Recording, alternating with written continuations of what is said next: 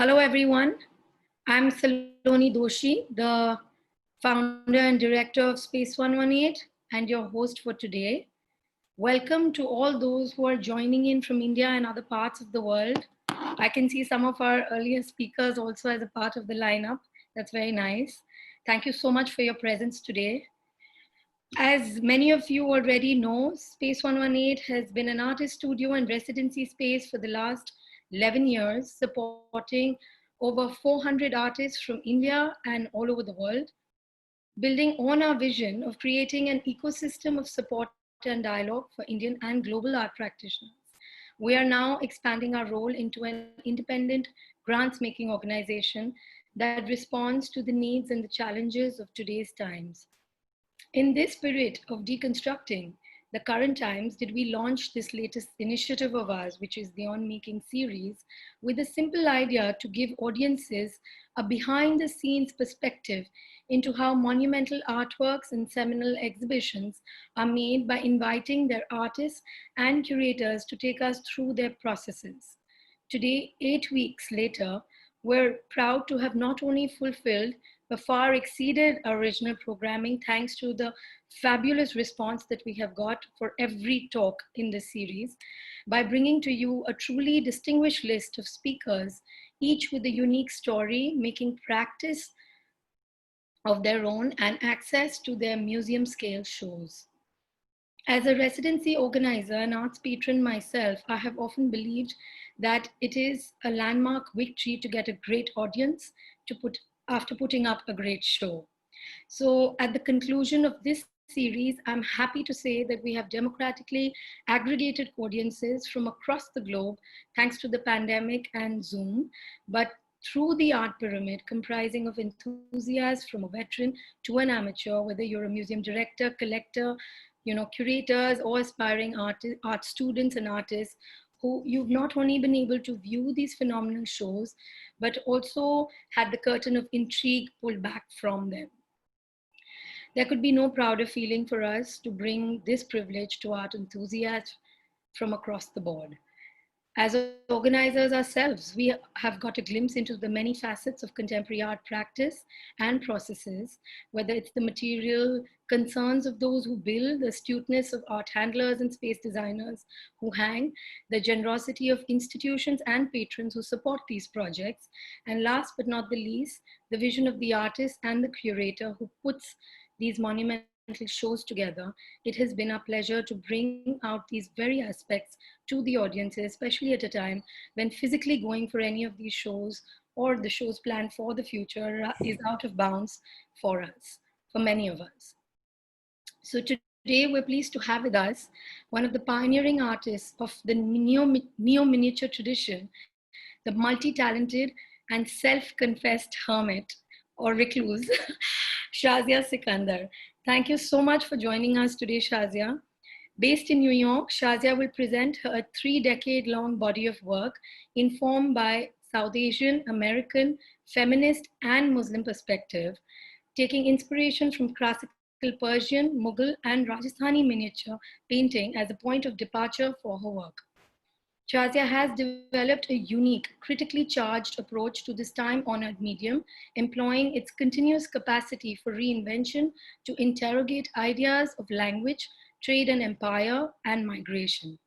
From pre-modern beginnings to contemporary influences, it is precisely this historical continuum and the continuous capacity for reinvention that has sparked Shahzia's visually rich engagement in multiple media, which encompass painting, drawing, animation, installation, video, and sculpture.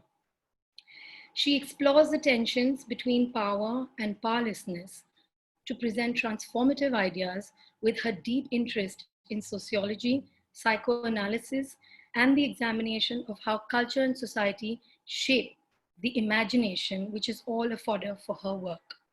The ways in which violence, systemic racism, class, and cultural fears that are deeply entrenched in the media today and political representation, be it the fear of the unknown, the migrant, the immigrant, the Muslim, the LGBTQA plus community, the other, and the various fault lines of race, class, and gender also intersect within her work.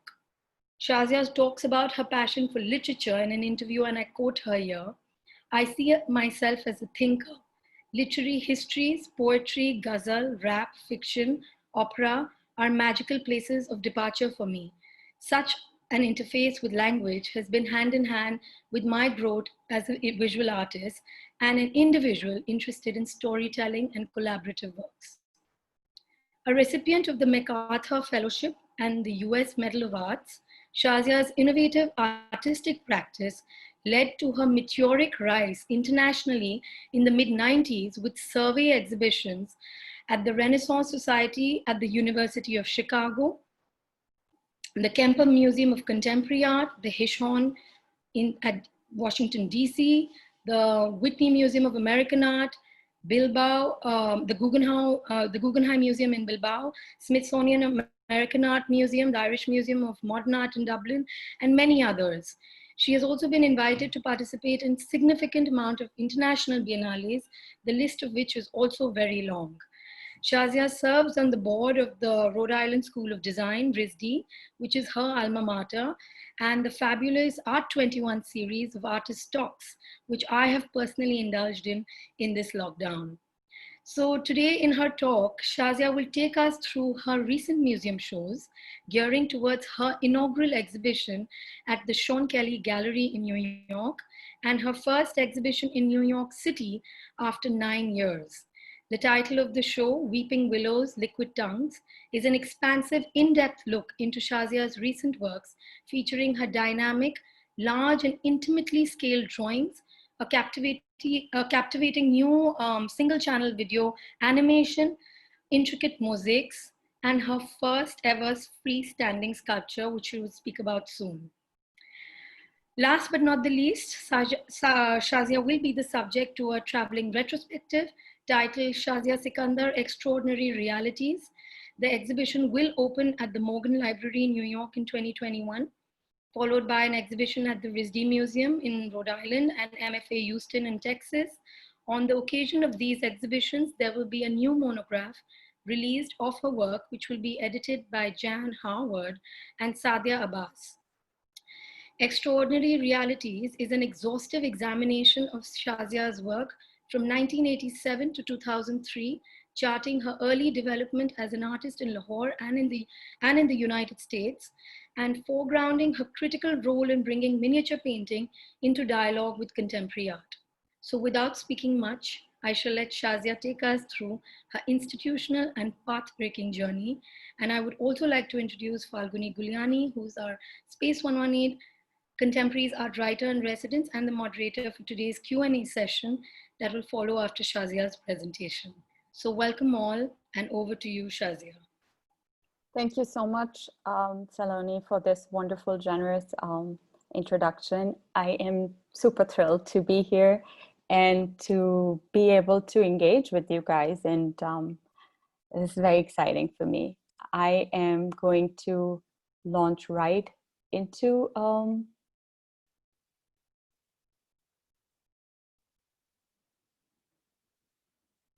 are you able to see it? Mm-hmm. Yeah? Yeah.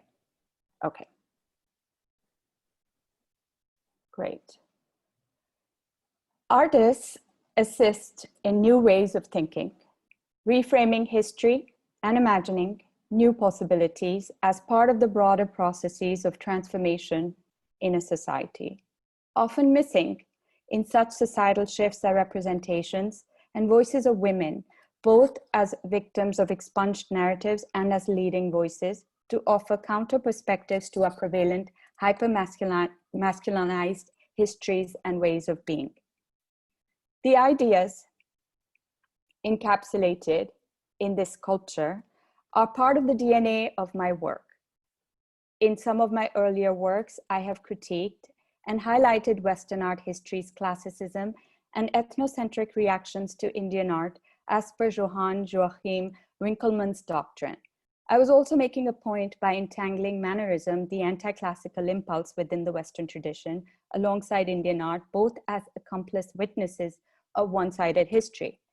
I created some paintings with these concepts in mind, The multiple juxtapositions, unexpected detours, dissonance, jostling, shifting hierarchies are strategies I've employed in my work since the mid-90s to destabilize and explode binary thinking in all its forms. The non-binary gender identity is layered in my work, and it is particularly heightened in iconographies of women that are not tied to a heteronormative lineage or conventional articulations of diaspora and nation.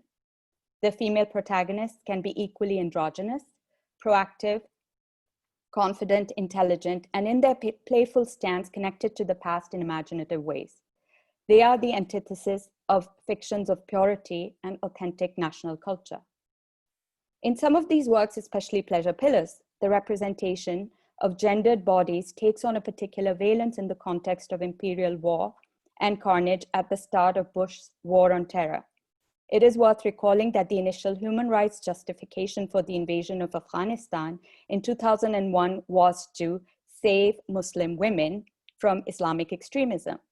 Pleasure Pillar speaks back to such paternalistic and fetishized gender discourses and insists on revivifying submerged and forgotten narratives, genealogies, and traditions of pleasurable, sensuous, and joyous gendered embodiments.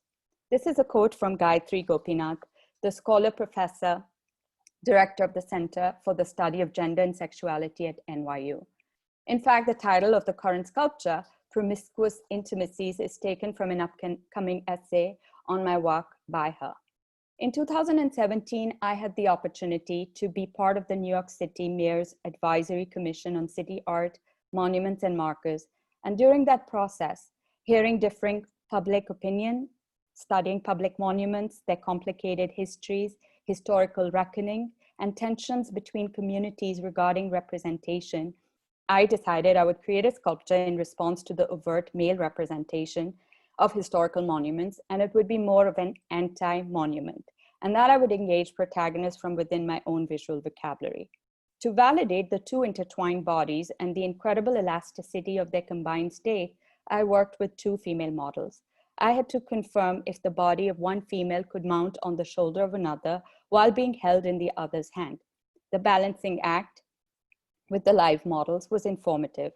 It allowed me to work out the essential details of form, the movement in space, the gestures, the nuances of the tilt of their heads, the gaze, the cupping of the hand, the tug at the necklace, the several opposing forms, and their legibility.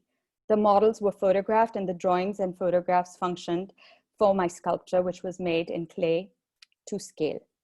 So this is how the work came about. I started the piece last winter, but I had to put it on hold when things shut down because of COVID, and just started to work on it again 2 months ago.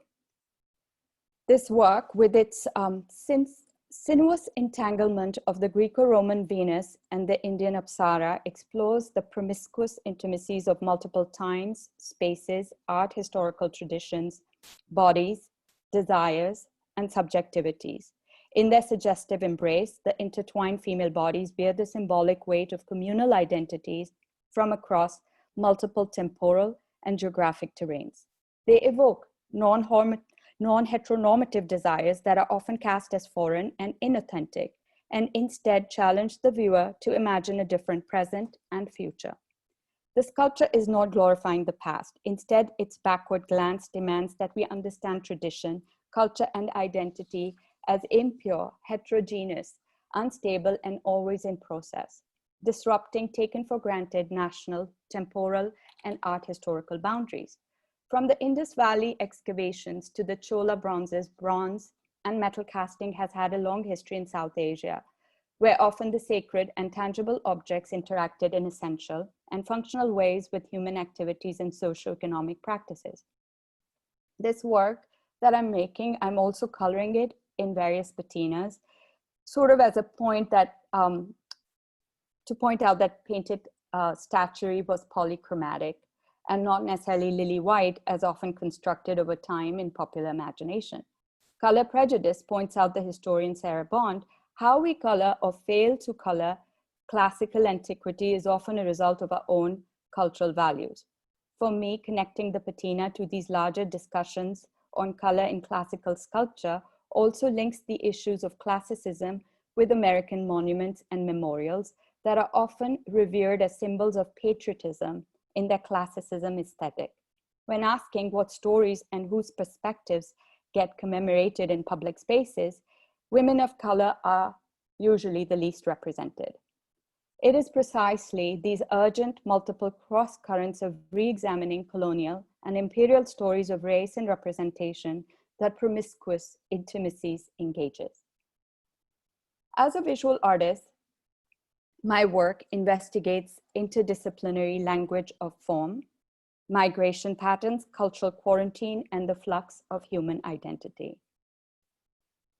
I work in a variety of mediums and scales to address the multivalence of ideas. Every work I create, I conceive of it as a poem, individually crafted, exploring tensions between material and meaning, people and society, issues around power, and intrinsically how the aspects of beauty can be engaged into culturally relevant and transformative ideas and work. Some of the recent permanent public artworks I've created are in glass and stone, born from ideas drawn on paper. Glass was a natural direction when dealing with transparency and layering. It offers a permanent and malleable material for my visual lexicon. The work for Princeton University's Economic and International Departments building was conceived by sketching the overarching theme of human economic interconnectivity and struggle for truth, with references to history, religion, and literature to create a visual poem.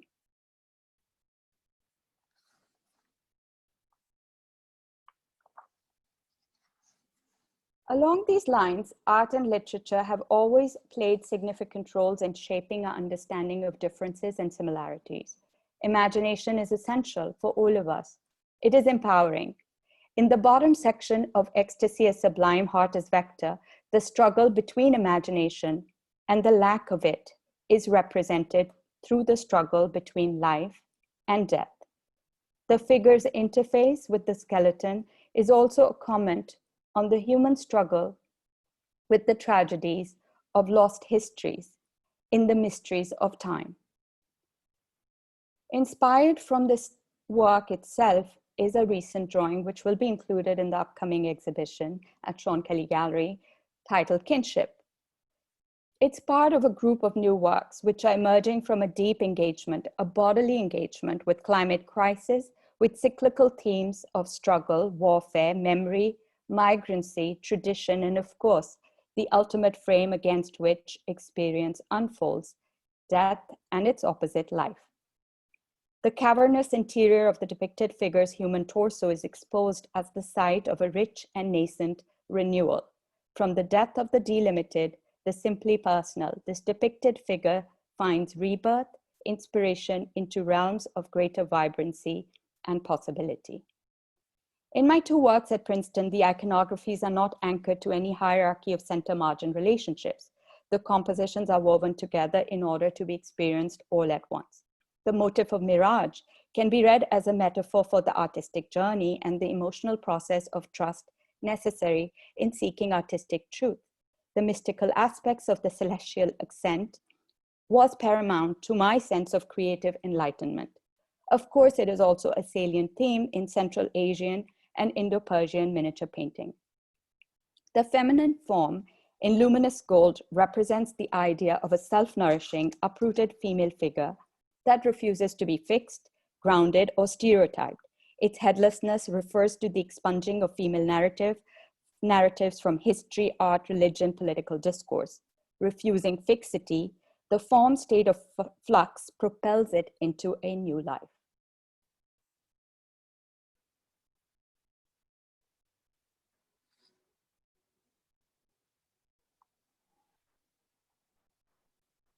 Shahzia, audio.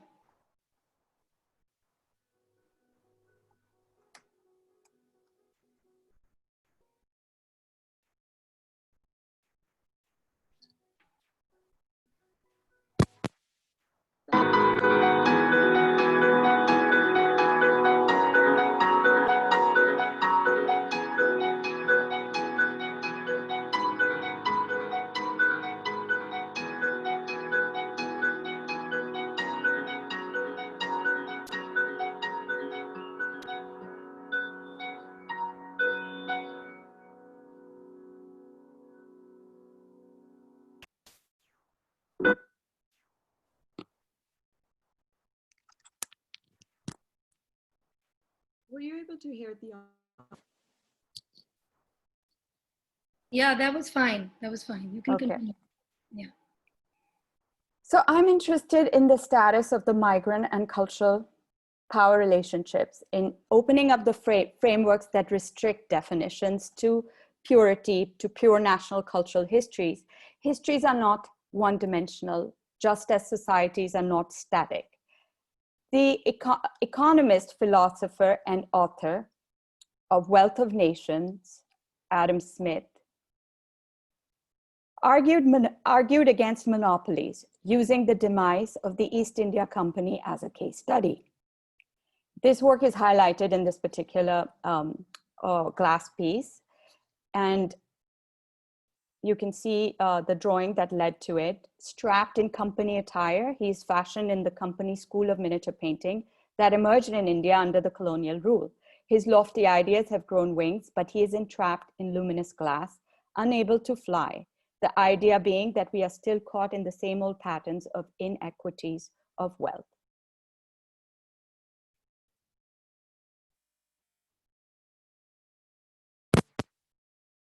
Plays with this tuplet notation in music.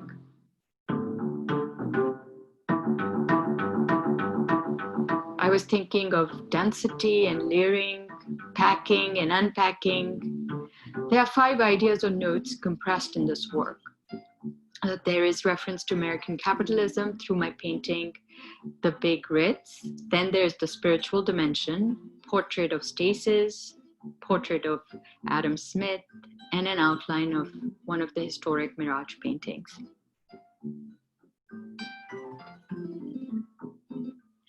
There's history and then there's storytelling happening in both the works, especially on ideas around redaction. Then there's the perception of authority. There's power hierarchies, independence. What is freedom? What is freedom, especially within the economic global patterns that link all humans?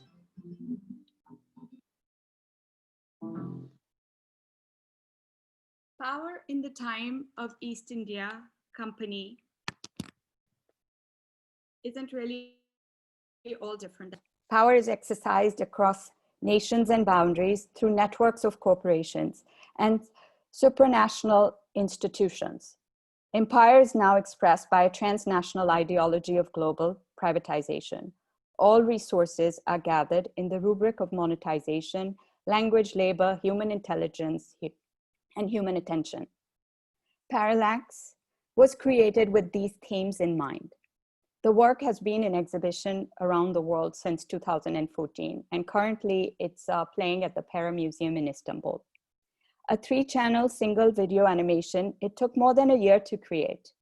The 15-minute film was fed from hundreds of drawings I made, alongside elaborate editing and collaboration with animators, composers, and poets.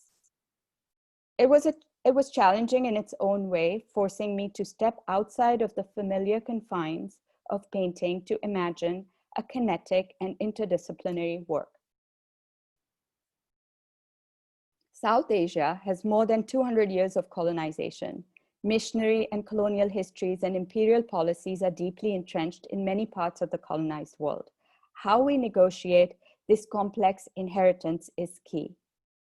What are the visual forms that challenge patriarchal and colonial narratives that reorganize histories and geographies of inequality? It is through drawing unexpected connections and juxtapositions that I hope that stories and people in my work can move forward.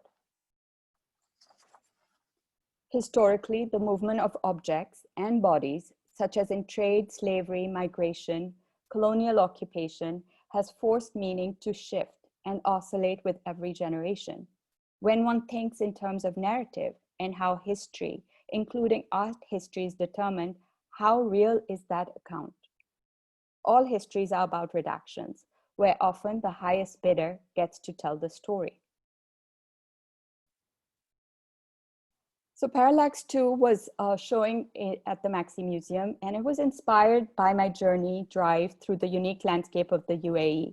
The work examines contested histories of colonialism, mechanisms of power, cultural authority, and tensions over the control of the Strait of Hormuz in the Persian Gulf.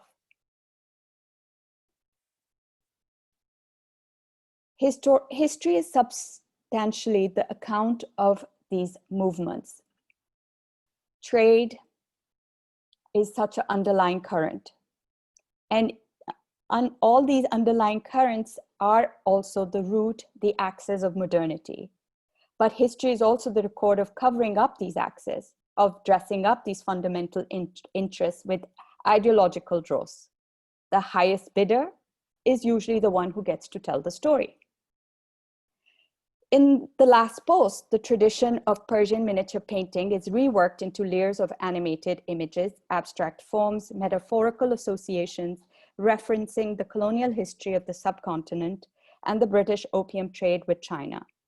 The central figure of a red-coated company man is suggestive of both the mercantilistic policies that led to the opium war with China and the cultural authority claimed by the company school of painting over colonial India. Though situated in a particular historical context, the last post narrative remains open-ended with infinite possible interpretations as its swirling imagery slowly reveals new association and visual myths.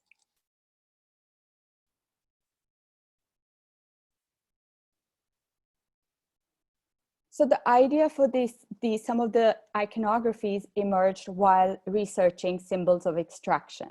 I came across a photograph of an oil pumping platform in 1962 issue of British Petroleum magazine called A Christmas Tree. I was not aware oil rigs were called Christmas trees. I equated the title and its context as ingenious English wit, a comment on the gift-bearing sentiment of the oil rigs. And I constructed these elaborate trees to express the paradox of the culture of extraction. The fault lines of race, class, and gender intersect in various ways around capitalism.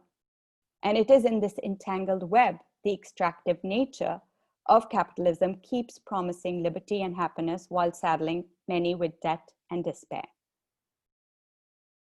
So the image for sure is much more is not really a direct reference to the discovery of oil, but it is also about capturing the transformative potential of an image and its laden meaning.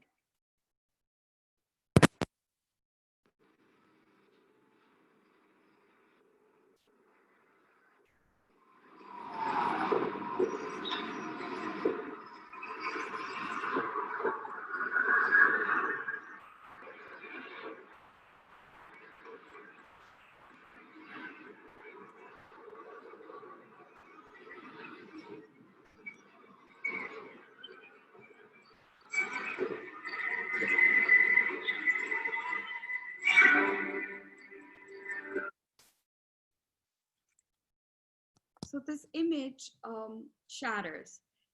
And the expansion of the image is really, for me, also about the proliferation of wealth, as it reformulates itself into new iterations, emphasizing economic and global interconnectedness. So this brings me to these current paintings. Perhaps nowhere is the paradox of the culture of extraction more concentrated than in these Christmas trees, promising beneficent, redemptive gifts while being an engine of extraction and the violence and immiseration of the planet that has attended the economy of oil in the past few decades. A quote from the author and academic, Shahzia Sikander, who is also the co-editor of an upcoming monograph. The drips occurring on the surface of these very large works, which are like 8 to 9 feet in height, offers a rendition of oil dripping and pooling. For me, the tree expresses the paradox, the toxic byproducts, accidental spillage in ocean, burst pipelines affecting land, soil, slash, and burn agriculture, wreaking havoc on aquatic ecosystems, as well as human costs of displacement and pollution. Our ecological condition is a mirror of social conditions, erosion of climate, of borders, rising water, rising heat, displacement of bodies, war. Eurocentricism has been operable throughout art history and history. When we inherit one-sided or polarizing constructions of the past, we often unconsciously keep marching down the same well-preserved paths. Notion of home and authentic state is embedded within my practice as an artist, but not in any definitive ideology, nationalism, or geography. Which brings me to this film. It's made up of reckoning. The film, made from multiple drawings, reveals the cyclical theme of struggle through kinetic ideas and iconographies, reflecting upon such relationships that embody a moment of reckoning, such as between migrant and citizen, women and power, human and nature. This short video is a dramatic restaging of an imaginary historical Indo-Persian Turkish miniature painting.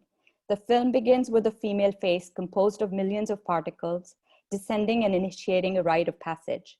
This process of expulsion and expansion is carried further via an iconography of a joust, where the two warriors are linked to each other in a complex dance of metamorphosis. The human connection to the particles of dust and light is a testament to the numinous nature that can either sustain or extinguish human life. The moving, morphing, flowering land emphasizes that Earth is not an inert entity where the invisible and the visible world are both animated through the presence of life and death. The upheaval embodied in the uprooted tree is about transcendental homelessness of the modern era, the lurking threat of possible eco-catastrophe, as well as the capacity to use inner turmoil from dark to light as a defining feature of the creative spirit. So I'm not necessarily going to show you that because I wanted to save something for the show itself, but I will show you another animation called Disruption as Rapture.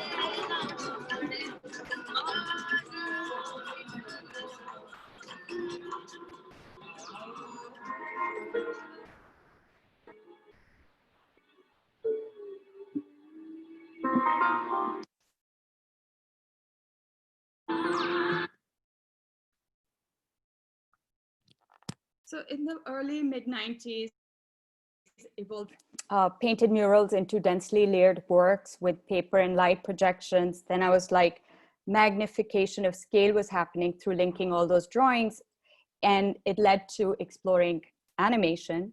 And from animation, I came to mosaic.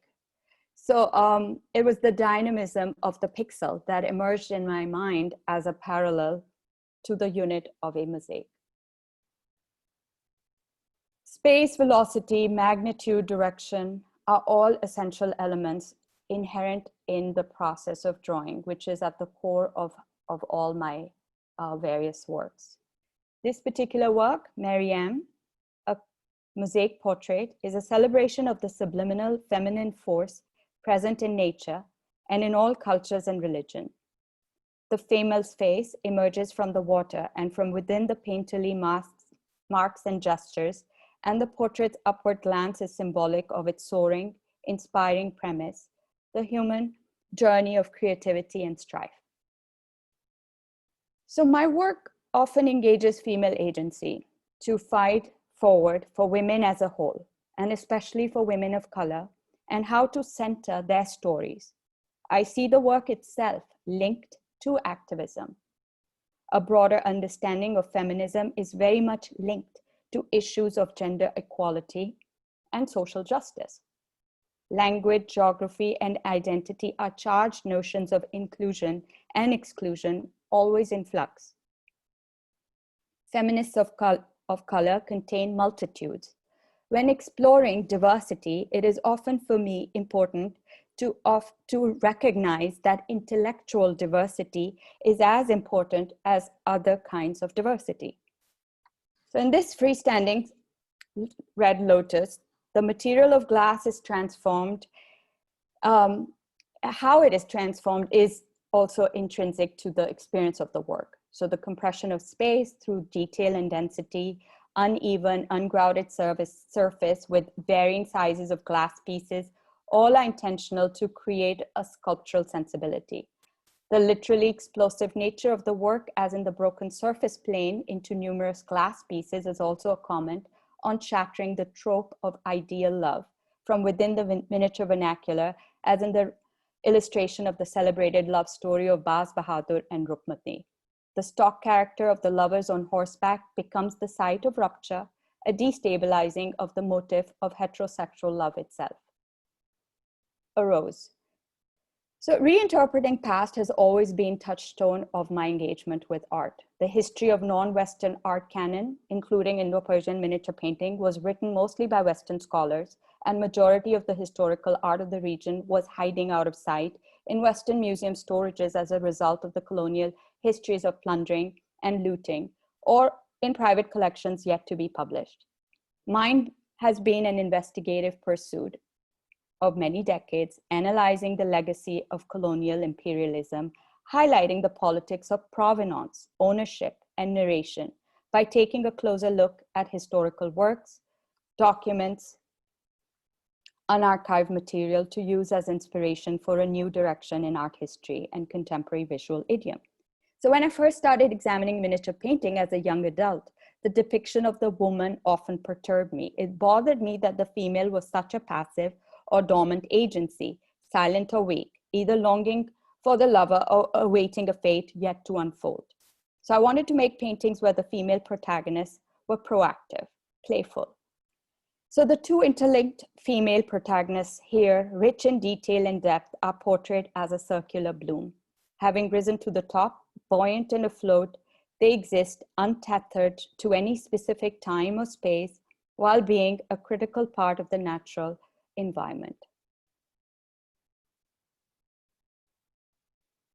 Much of my iconography breaches national boundaries, juxtaposing feminists, writers, poets like Fahmida Riaz, Ismat Chugtai, Kishwar Nahid, Parveen Shakir, Angela Carter, Julia Kristeva, Helen Susu, bell hooks, to understand feminist forms and in turn explore language from specific points and places of women's narratives. By dislocating context and intimacy across race and sexuality to reread the text from new perspectives, and by reorganizing the framing devices of center and margin within the miniature painting, I am able to open up narratives of gender and sexuality simultaneously. The female forms in my work are, in all types of works, including the video animations, can be monstrous, explicit, evocative. As an example of how I cultivate certain forms, the bodies of the women have been removed and just the head silhouettes have been left intact with the hair buns used as a particle and choreographed in millions as a means to move forward in space and time. So here's another that I would share.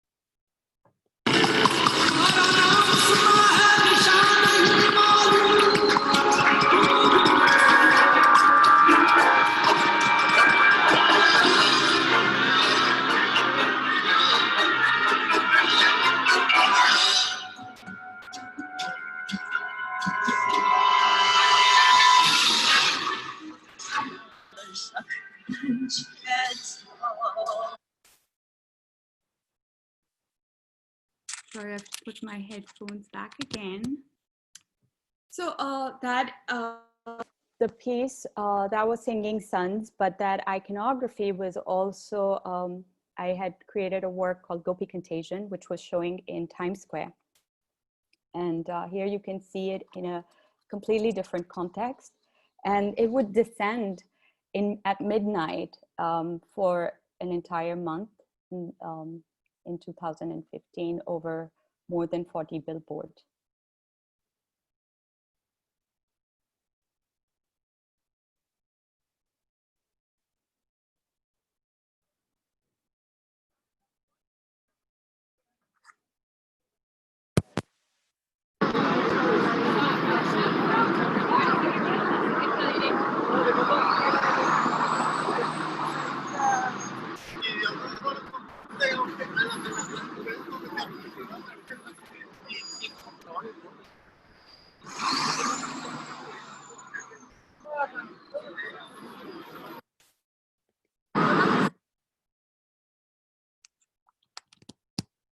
So how tradition is defined, how it is disseminated, that performative aspect captured my imagination as a student in both Pakistan and American cultures. Indo-Persian miniature manuscripts, and were often hiding out of sight in Western museum storages. So this sort of religious and cultural plurality at work became an important lens in time in this particular work, Disruption as Rapture. It deals with a story, a classic tale of star-crossed lovers who must face daunting challenges and painful separation before they can live happily ever after. So a very classical, generic tale. But what I was interested was taking that Gulshan-e-Ishq manuscript, the Hindu and Sufi metaphor and message as it's explored there, but use it in terms of a collaborative dimension, where the work has a multiplicity of oral and visual languages, including elements from Indo-Persian painting, motion graphics, Hindu and Muslim lyrical poetry, orchestral music, ragas, Gregorian chants, and much more. Its animated form in high-resolution 4K also gives it the elasticity to be experienced in multiple scales, sites, and situations. The score has been performed live, as well as improvised to expand and include other musicians and renderings. I have worked with Diane collaboratively for over, the composer Diane, for over a decade, and here are some other just images of her performing live to some of my works.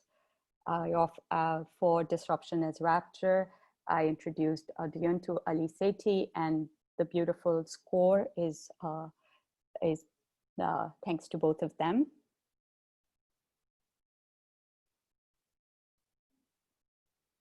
I was very glad that I got a chance to show the work in Pakistan at the inaugural Lahore Art Biennial. So the work is also permanently situated at the Philadelphia Art Museum. So my work embraces uncertainty and flux. And I will end by sharing a group of an ongoing drawings.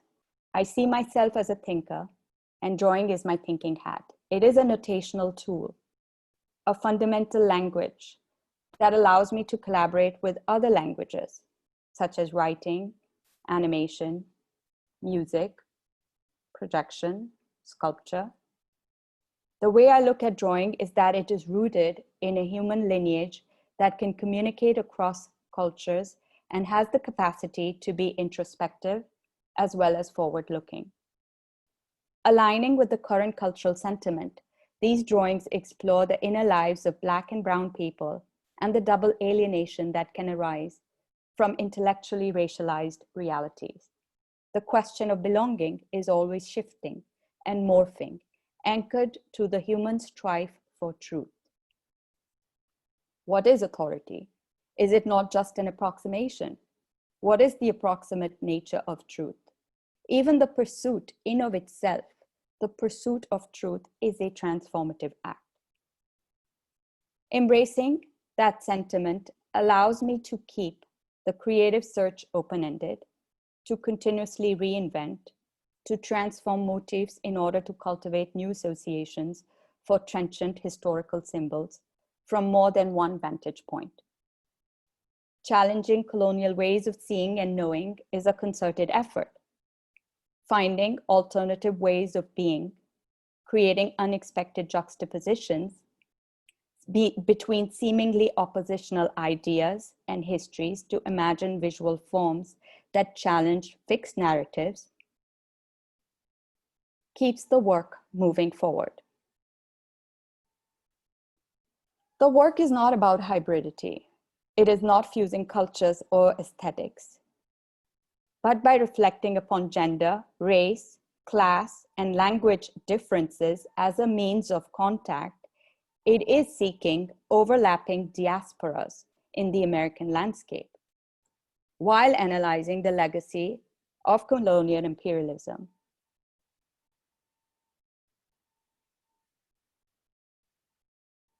A couple of other works here, and I'm going to end with the book, just a cover of the book, the monograph that is coming up.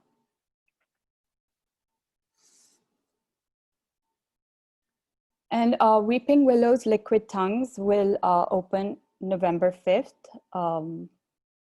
It is, yes, it is my commercial show after many years, but I have been exhibiting, but more in institutions.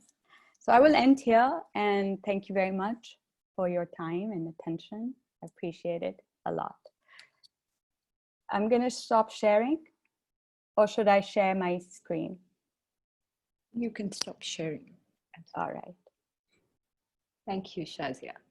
Thank you for taking us through that, stunning and such visually seductive practice of so many decades, or, as you choose to call these works, they're almost visual poetry.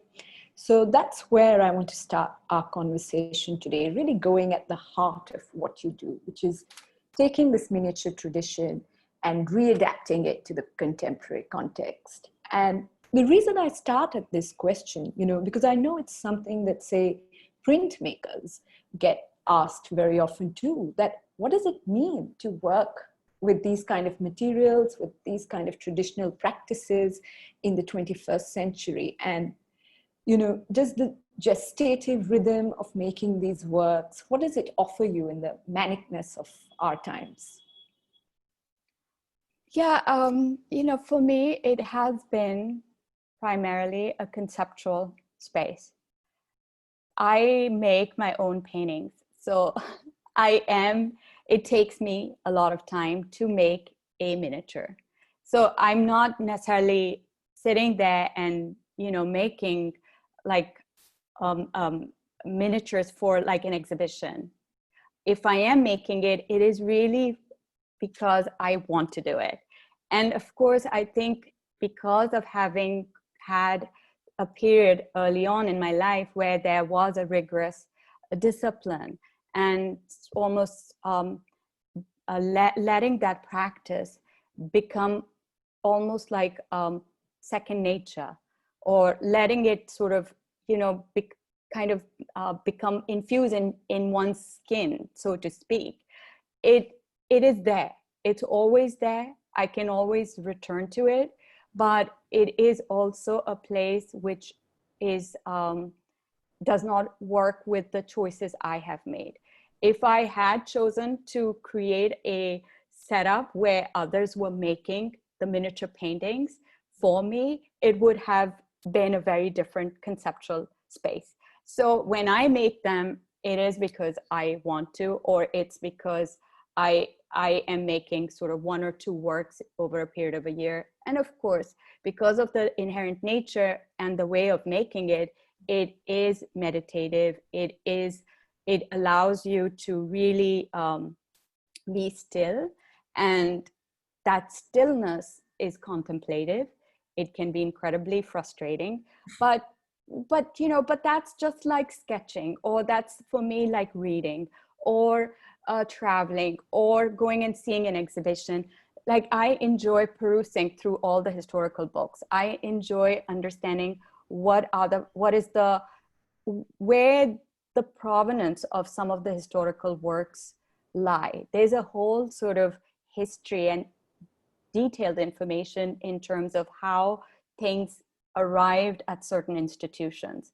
And that is of more interest to me, this idea of the stories behind the artworks and how some of the, how miniature painting is defined, how that genre is defined, how some of the historical paintings are talked about. And often at times, you know, not all of the artists are not known. So this missing information that, you know, untitled works or unknown artists or projection that this work could have been painted by a certain type or a certain determined artist. That space is exciting. And for a recent project that actually I'm working on is where I am looking at, say, Greek, El Greco, and a miniature painter like you know, one of the painters that is attributed as of the same period, around 1605, and then taking the liberty to create a relationship between them. So in my sort of premise, they both are lovers. And if they were engaged in each other's practices, what type of art historical dimension would have emerged, which is how the freedom I can take, which is not necessarily the freedom an art historian of miniature painting is going to take. So that's how I think of my engagement with it. You know, because we're talking about these liberties that you take with authorship of the miniature painting and this contemplative stillness that you spoke about. I mean, I was going to save this for later, but there's a question here which I think is relevant to what you're saying from Kedar Tondu. He says, Shahzia, how important is it in today's time to have a thorough art institution that is dedicated to miniature art? You know, he says that National College of Art, Lahore, Pakistan, is the only college where academic teaching with miniatures is key. So how was your learning experience in terms of institutions that, you know, act as a bridge between what you said, a certain kind of art historical reading and a certain kind of more imaginative gestural play that you do with these works? I would like to, well, in my experience, you know, the institution itself was Bashir Ahmed, to be really honest. It was an engagement, you know, with him. And that is what I was able to take with me as I grew as an artist, as an individual, as you know, in different sites across different places. And so I think that aspect of the student teacher is incredibly critical. And whether, you know, miniature painting being taught by someone who may not have that understanding and dedication and deep knowledge of imparting it to students could actually become just a pseudo exercise in the performative exercise in engaging tradition. And I think there is a big danger or kind of a loss of sorts. So it's tricky in terms of like relegating it to this idea of an institution or institutionalizing it. Of course, if we have everywhere around the world, there's like lack of support and patronage for the arts. If there was the patronage, of course, it would be incredibly wonderful, whether it's in Pakistan, in Lahore, or it's in India, elsewhere, that such practices are really explored and people are compensated and, you know, the support system exists where there is a flourishing move forward in terms of like understanding the skills and the techniques, as well as have very significant dialogue and discussion in terms of what it means to examine history, and what it means to examine history in fresh ways, examine history and like be critical of the history, and at the same time how it interfaces with the current sort of practices of image making, you know. So that's how I think that's the critical essence of how I think it's important, not just to have like a space that says it's doing miniature painting, you know, what comes out of it. And I think in that sense, you can see that Bashir Ahmed's history at the institution, though he's retired now over several decades, has created so many different miniature painters there. And, you know, people have been creating interesting works for over a while now. Mm-hmm. But, you know, because we're talking about, you know, these interlinked histories, I think this is a good time to take a question from Valeria Misalina here, who says that it's more of a comment. She says she's fascinated by the image of Alexandra Ocasio-Cortez, you know, which you showed us at the very end with the portraits that we sort of just zipped through. And I want to focus on those for a moment, because, you know, this is something even Aya Doctor has pointed out about that series and your work in general, that the subjects are so thoroughly American, but the work itself is rooted so deeply in a tradition of Islamic or, you know, Indo-Persian miniatures. And I want to think a little bit about how these things are viewed in our world today. You know, this idea of America, which is itself a borrowed heritage, and Islamic culture. In the world, these can be perceived as kind of polarities, but your practice is something that resists polarities. You know, you said that your narrative is not about hybridity. It's a practice that's constantly hybridizing into these different mediums, but it's not about that.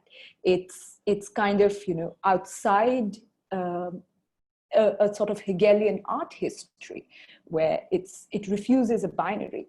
So, you know, when you make work like that, and your lived experience as a Muslim woman who's worked for the better part of her career in the United States of America, how do you then deal with that binary? You know, how do you tread that polarity? And this is not a geopolitical question. It's really more to do with your hybridizing practice. Yeah, so, you know, I do not, miniature painting is just an inappropriate term for this several centuries visual discourse that is goes across so many different geographical sites, and it's also deeply syncretic in nature. It's not necessarily just born of any kind of a Islamic patronage. It predates Islam. It has a very different context and history in Iran versus in India versus in Eastern Europe. And with that lies the fundamental problem of these limiting terms. And I think the narrow definitions emerge from the problematic terms that exist. And that's what I find is often is the site of conflict, is that I'm engaged in such a rich space of visual data and material. And seriously, every time I will call up an institution, whether it's Met or some other place, to go and look through their archives, there's so much material that it's just mind-boggling. There's so much material that never sees the light of the day. And so in that sense, I think the problematic lies in the definitions of recent art history. Like even 3 decades ago, when, you know, in the 90s, one was so aware that that one had to really cull one's self from the history books within a category of third world artists or third world feminism. Like, what exactly did that actually mean? And to draw a parallel, I was still looking at, say, African American feminist scholars, or I was looking at Latin American artists. There was still never really a strong kind of understanding of South Asia present. Fast forward 3 decades, and of course there is, and the world has changed, and global media and social media and all of that has allowed different voices to intersect. And these issues should not be, we shouldn't even be discussing them. But unfortunately, it also feels like no matter how much progress we make, we are still stuck in these very limiting, narrow definitions and issues. And that's where it just makes you realize that, you know, how complicated the relationship of art is with the larger mainstream culture, with society, how essential it is, and how continuously it gets sidetracked and put on the side. So that's where my like interest in reading literature and kind of just consuming a lot of things that are happening around me, geopolitical, from politics to music to conversations to all forms of different practices, and let that simmer and then be able to sort of process it in various ways with intuitively. So, you know, I've always claimed that for me, art was a means to address complicated ideas that were hard for me to express in language, in spoken language, as a child, as a young adult. So I gravitated to drawing because drawing allowed me to express these complicated things in a more intuitive manner. And then one more thing in terms of like this idea of the America, no matter what, you know, you will still be placed in those narrow definitions. So there is the hyphenated identity. So I'm seeing the interplay between both sides, whether it's the Asian American, the Muslim American, the female, or whether it's the cultural links, hyphenated links, or the religious hyphenated links. And when you start thinking in that way, I felt like instead of just constantly being on the defensive, I was like, the more, the merrier. As many categories, great. How can the work exist in the multiplicity of that? While keeping its intact, while keeping its DNA intact, and yet not being, you know, limited by it. So that's how I think. Yeah. But I feel like, you know, collaborative work allows me to pursue such ideas in a much more fruitful manner, because then the autonomy of the other's language can coexist in the work. And some of those collaborative relationships that I have with composers and animators and authors and writers and poets are long-term. They've been there for more than 20 years. So it's also part of the lived experience of how, you know, how these things come about. They come about in a very organic manner. Mm-hmm. We'll come to your collaborative work in a minute towards the later part of this conversation. But, you know, because I'm really seeing a lot of questions here for you, so it's quite a popular chat box right now. But I think it's so beautiful what you said about accepting this multiplicity of hyphenated identities, you know, especially in the face of these narrow art historical definitions. And it reminds me of this really beautiful line which you said in your Princeton film that you just showed us a small little excerpt of. You know, you said that what's radical about miniatures is that they can hold within a surface, a narrative that lies beyond it, you know, an aspect of infinity that can just, and I'll quote you here, you said, an aspect of infinity that can dismantle the core of painting. And that's so powerful because I'm immediately taken by this singular surface holding within itself all these multitudes, quite similar to your own personality, you know, like you say. And the work that's the most, you know, that typifies this for me the most is Pleasure Pillar. And I know you sort of zipped through it, but for our viewers who didn't get the chance to notice the titles and the years, it was actually made in 2001, right? Right at the turn of around the events around of 9/11 happening. And I know you've also mentioned before that this painting actually came back to you and you had the chance to work on it and add more layers. So, you know, that's what I'm really curious about. Are these layers that you add to the surface, these multiplicities that the medium so inherently contain, are they somehow products of chance, or is the message that you're trying to give out in them very controlled? You know, there are deep critiques of the capitalist machinery, of gender, of paternalism, of, like you said, the Bush administration in them. And these aren't things one can throw in willy-nilly, you know? Yeah. Well, you know, I'll tell you exactly what happened. There was a show at the Asia Society in New York scheduled for September of 2001. And of course, everything got canceled and shifted. And so I had the works return, and things were unfolding in a manner that no one had ever even imagined. And it was in that state that I knew that I was like, I had to make a comment. Mm-hmm.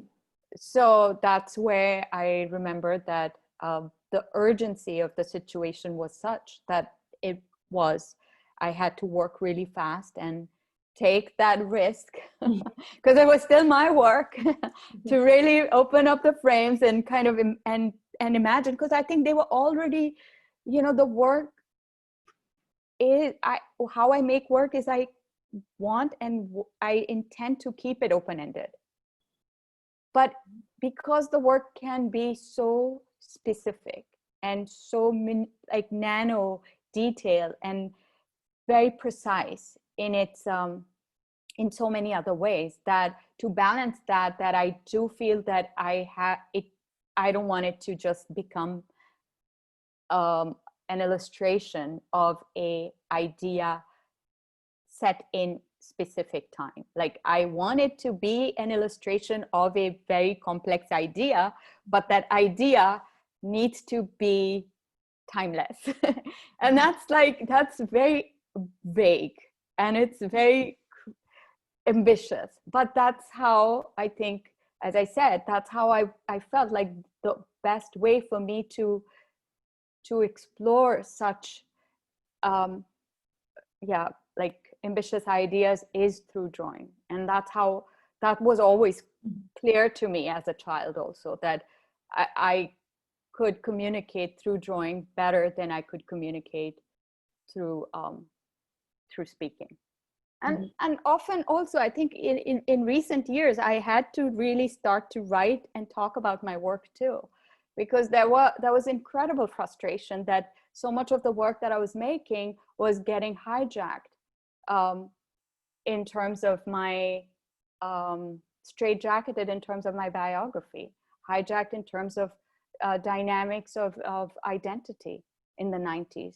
And no matter what one was doing, it was always, the nuances were never of interest to other people. You were just always the peripheral. You were always on the periphery. And I think for that matter, it was very important for me to remain true to centering the narratives that I wanted to explore, but not necessarily, they are not necessarily autobiographical. And then no matter what, then suddenly the lens was like, oh, these are autobiographical, the story of a Muslim woman type ideas, right?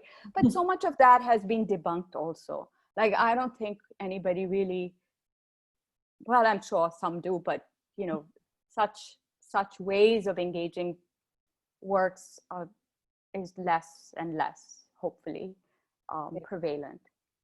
Yeah, because, you know, Shahzia, you're talking about whether the work is autobiographical or not. I have actually a lot of questions here that are about the kind of sources of inspiration, what, you know, I mean, we know that you have really Catholic interests from opera to rap, and you collaborate with musicians, authors, poets. But I mean, to just really bring in the specifics here from our viewers, you know, Georgina Maddox is asking, do you say read queer literature like Geeti Thadani, who talks about same-sex narratives in India, you know, more popularly Ruth Vanita, Salim Kidwai? That's Georgina's question. Similarly, you know, Nagin is interested in asking you, you know, were you aware of the Women Artists Manifesto signed by Salima Hashmi and her peers? Was this an inspiration for you, especially at the time that you were at the NCA? And I think I have one more question, which is similarly about your sources of inspiration, from Indrapramit Roy, who mentions again Salima Hashmi and Zuhur ul Akhlaq, you know, and Yes. yeah, you know, and he says that these are people who've provided the kind of overarching intellectual framework for Bashir Ahmed's work at the NCA. So, you know, I mean, we have Ruth Vanita, we have Salima Hashmi. So there are these kind of So influences. absolutely. There's a lot of information on my website, and there are tons of articles and specific discussions on, you know, I didn't share this was just the last 4 years worth of work. I only went from 2016 to forward. So there's a whole like 90s decade that engages very much, that has its link to my time in Pakistan and working, and the sort of the thesis that I put forth, and how all of that work when it you know, from like the living in Pakistan and making that work, and then what it meant in the 90s to move outside of the country, and then to sort of engage with influences and things that were happening, and how to sort of straddle those relationships. So yes, all of that is in the foundational core of my growth as an artist. And you know, like, also, if you think this was it's 1980s when I joined, it was 86, 87 that I joined National College of Art in Pakistan, which was still it was a pretty radical thing at that time. It was Ziaul Haq's period. So like Zia's regime and all of the sort of like the Hudud ordinances and institutionalization of religion and movement of women and women's rights, all of these things were being, you know, negotiated and put on the chopping board. And at that time, I was studying mathematics and economics, and I was at the Canadian College for Women, and I chose to go to the National College of Arts because it was a haven, and it was there where you knew that there were all these wonderful artists and thinkers and the humanities that, you know, that one was gravitating towards as a very young individual. I had not yet started making art professionally, or even sort of, you know, I wasn't really practicing. I did a little bit of art as a teenager, as a younger artist, as a younger person. But so like leaving what I was studying from a Canadian college to National College of Art, it was really because of the a reputation of people like Mr. Hashmi, Nazir Shataullah, and Zahur al-Akhlaq, Said Saab, all of these people were there. And that's, so when I chose to focus on miniature, it really took, like, I had to submit to it. It was 14, 18 hours a day of working in Bashir's small space, in his small room, and kind of just like, at that time, the focus really was on learning the skill at hand, how to sort of understand and really explore it. So yes, so all of those influences intersect in different ways, in multiple ways, in different ways. And as a young person, all of that has been and remains influential, moving forward. Yeah, I'll just take one closing question from Tasneem Mehta, who has said that, inshallah, she can have a show of yours at her museum very soon too. But her question here is, she says, Shahzia, how do you resolve the tension and disjuncture between the great beauty of your visual language and the dark, painful subject you're exploring? And I especially want to ask you this, in the context of this kind of great splintering that happens in especially your video works that we just saw, whether it's Gopi Cantation or Singing Sons, and how you think of this relationship between splintering and, as you said, the emergence of newer kinds of meaning.